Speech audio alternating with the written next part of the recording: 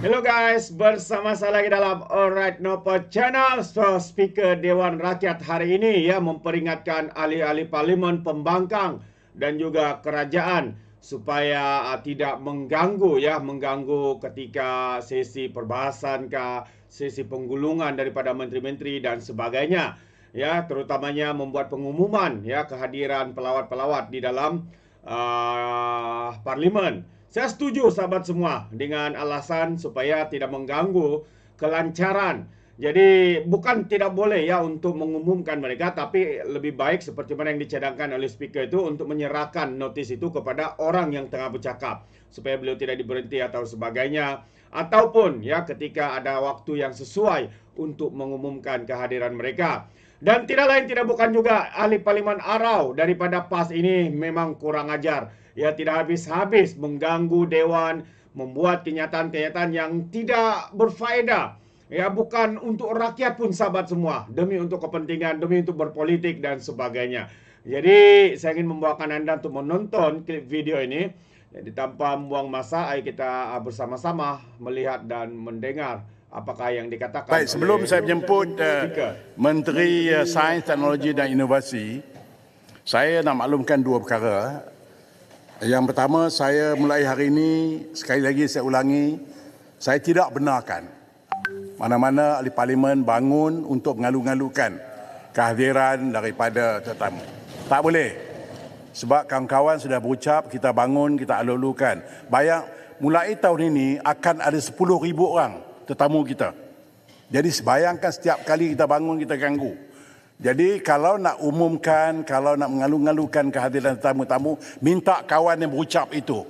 Bagi pas note dia, tolong sebut, ini tetamu saya dari Buluran, tolonglah sebut. Itu saja. Saya tak benarkan siapa-siapa juga bangun dan terus buat statement begitu, kerana ini mengganggu. Baik. Yang keduanya ialah seperti yang saya katakan tadi, menteri-menteri datang untuk menggulung ialah untuk respon kepada soalan-soalan yang telah dikemukakan. Hal-hal lain itu kalau perlukan penjelasan, yes. Tapi jangan bawa perkara baru. Sebab menteri tak tersedia jawapan yang dikemukakan, not fair. Dan kawan-kawan yang bertanya pula, dia tunggu jawapan dia. Menteri hidup berlega pada benda baru. Akhirnya tidak ada jawapan yang dikemukakan oleh menteri dan ini akan menjadikan masalah. Baik. Ada satu ruling speaker yang speaker buat. Saya sekarang nak tidur tak boleh tahu, duk fikir benda ni. Sebab yang Muhammad kawan saya. Timbalan yang di-Petua keluar ruling daripada Lanang, keluar ruling perkataan jangan kurang ajar tu jelutung kepada akuntan, dia kata boleh. Bila saya sebut jangan kurang ajar, yang Muhammad kata tak boleh. Yang Muhammad marah lagi. Saya tak tengok muka yang Muhammad, tapi mimpi saya. Apakah perkataan jangan kurang ajar tu tak boleh pakai ataupun kurang ajar tu jangan sebut langsung. Dia kata jangan kurang ajar, boleh. Saya kata jangan kurang ajar, tak boleh. Yang Muhammad bagi saya tidur sama sebab tak boleh. Saya tengok muka yang Muhammad, tak tahan saya. Sebab yang Muhammad seorang yang cukup manis. Tiba-tiba dia tak manis pada hari itu. Baik, saya akan cek dengan timbalan saya apa yang dimaksudkan. Tapi kita semua tahulah, kita orang Asia. Let's be frank about it. Don't play politics here. Kita orang Asia, benda-benda yang tak elok tu jangan sebutlah. Seperti juga kita tak nak orang lain sebut pada kita. Jadi saya akan cek insyaAllah dengan timbalan saya apa yang dimaksudkan. Sebab kami ni tak pernah ganggu orang yang Muhammad. Kami dia kumpulan terbaik. Saya faham. Yang ganggu belah sana banyak. Betul. Dan menteri yang jawab terbaik, timbalan Perdana Menteri dan Menteri Pertanian. Dan menteri lain tu ikut. On record. Supaya kami ni boleh berinteraksi. Kalau tidak kami tinggal seorang-seorang, kami keluar. Sebab kami boring lah. Terima kasih.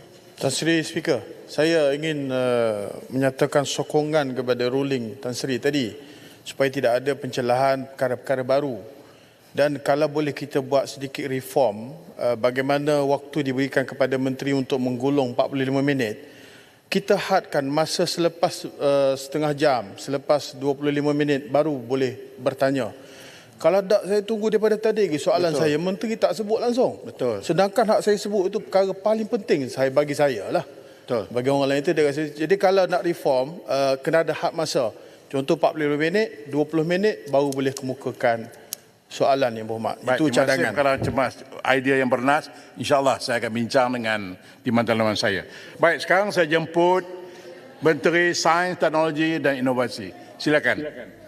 Terima kasih Tan Sri Yang di-Pertua. Alright, so itu dia sahabat semua peringatan yang dibuat oleh Speaker Dewan Rakyat. Tapi masalahnya seperti mana yang dikemukakan oleh ahli Parlimen PAS tadi, yang mengganggu, yang berpolitik semasa menteri menjawab persoalan-persoalan itu adalah di kalangan mereka sendiri. Kita boleh nampak sebentar tadi siapa yang banyak bercakap, siapa yang berpolitik. Bukankah itu daripada parti PAS? Bukankah itu daripada Bersatu, Perikatan Nasional? Jadi janganlah hipokrit kononnya jawaban tidak dapat dijawab dan sebagainya. Benar, kerana siapa yang mengganggu? Tidak lain tidak bukan pihak pembangkang. Jadi sahabat semua, sebelum saya mengundurkan diri, saya ingin berkongsi juga ya kenyataan terkini daripada Perdana Menteri kita yang begitu penuh dengan ketegasan, yang mana Perdana Menteri Datuk Seri Anwar Ibrahim menggesa kesepakatan antarabangsa untuk usir Israel daripada PBB. Itu antara kenyataan Perdana Menteri kita yang menyeru masyarakat dunia untuk membina kesepakatan bagi menggantung atau menyingkirkan Israel daripada keanggotaan PBB. Menyampaikan kenyataan di negara sidang kemuncak luar biasa negara Islam di Riyadh, Arab Saudi semalam, Datuk Seri Anwar mengulangi bahawa tindakan Israel telah melampaui batas kewarasan dan kemanusiaan dengan melakukan genosid terhadap rakyat Palestin. Dia juga berkata tindakan keganasan rejim Zionis berterusan terhadap sebuah bangsa secara keseluruhan, memaksa komuniti antarabangsa tidak pilihan selain menuntut tindakan pantas dan berkesan, termasuklah embargo, penggantungan, bahkan pengusiran daripada PBB. Datuk Seri juga berkata, komuniti antarabangsa mesti bertindak pantas dan tegas sebagai langkah segera. Kita mendesak seperti yang dilakukan Malaysia pada Perhimpunan Agung PBB pada September lepas untuk mengenakan embargo senjata segera terhadap Israel. Datuk Seri menambah, demi kepentingan bukan saja rakyat Palestin, tetapi juga kemanusiaan secara keseluruhan, kita harus menghukum dan menghalang pencabulan berulang terhadap undang-undang dan norma antarabangsa. Oleh itu, kita perlu membina kesepakatan ke arah menggantung atau menyingkirkan Israel daripada PBB, katanya.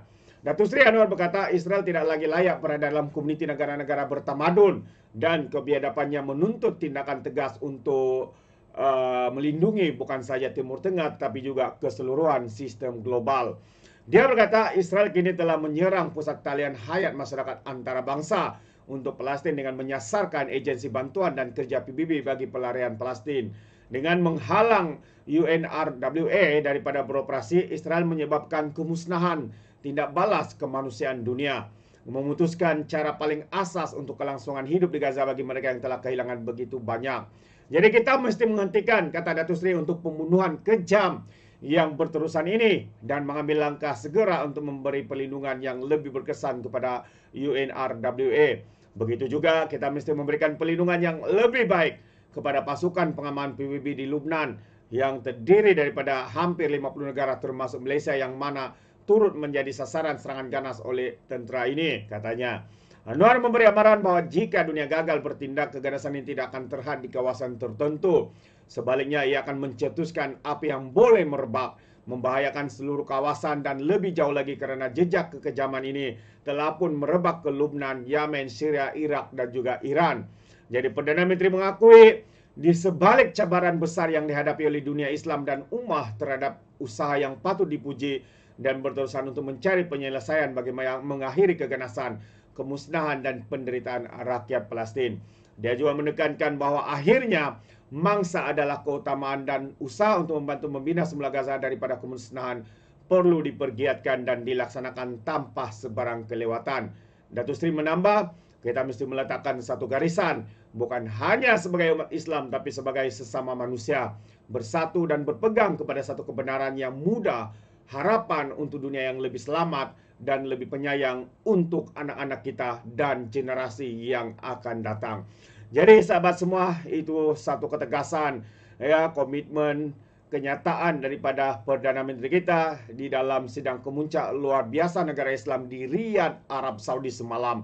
Jadi kita boleh nampak sahabat semua, ini antara suara yang dinyatakan oleh Perdana Menteri kita menampakkan betapa komitmen kita, kesungguhan negara kita, Perdana Menteri kita Datuk Seri Anwar Ibrahim hari ini tidak boleh dipersoalkan. Walaupun pihak pembangkang seringkali mengatakan tidak cukup apa yang dilakukan oleh Perdana Menteri. Ya, tapi sebenarnya sahabat semua, mereka cuba untuk menjadi hero, tapi sebenarnya mereka adalah hero kampung semata-mata yang hanya tahu bercakap tapi tidak ada tindakan pun ya selama ini. Jadi itu pandangan saya sahabat semua. Bagaimana dengan Anda? Anda boleh berikan komen di dalam ruangan komen. Jadi terima kasih, izinkan saya untuk mengundurkan diri. Dan seperti biasa, peribahasa mengatakan, tapapan kangkap, 2 ton keinginan.